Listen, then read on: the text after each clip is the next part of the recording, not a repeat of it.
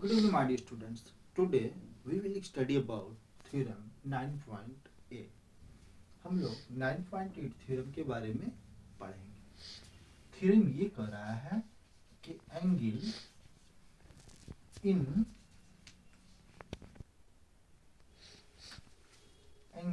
In same segment of a circle are equal.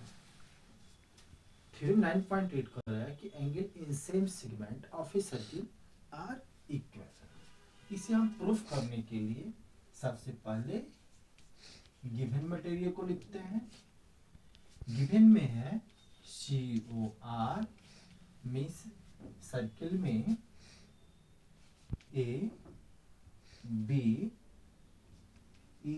AB is an arc. Prove that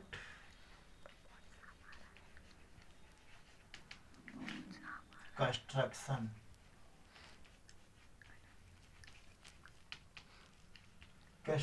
में सबसे पहले जब हम फिगर बनाएंगे, ये सर्किल यहाँ पे सपोज सेंटर O है, ये आपका आर्क है AB, ये आर्क है AB।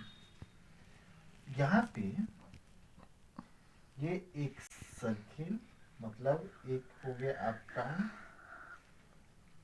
ABC सपोज, और दूसरा आपका एंगल बन रहा है ये। अब हम कंस्ट्रक्शन क्या करेंगे, कंस्ट्रक्शन में लिखेंगे join AO and BO, join AO and BO। तो फिर हम इसे बाय डॉटेड लाइन यूज करेंगे एंड BO। ये आपका सेंटर पे बना एंगल हो गया जो कि आर्क AB से ही है। अब हम बातें करेंगे प्रूफ में। We know that angle subtended by an arc at the center is half of the angle subtended on other part of circle। यानी ये जो एंगल बना है इसका ट्वाइस सेंटर पे बना एंगल होता है। It means angle AOB equal to angle ACB। क्यों? क्योंकि आप जानते हो angle subtended at the center,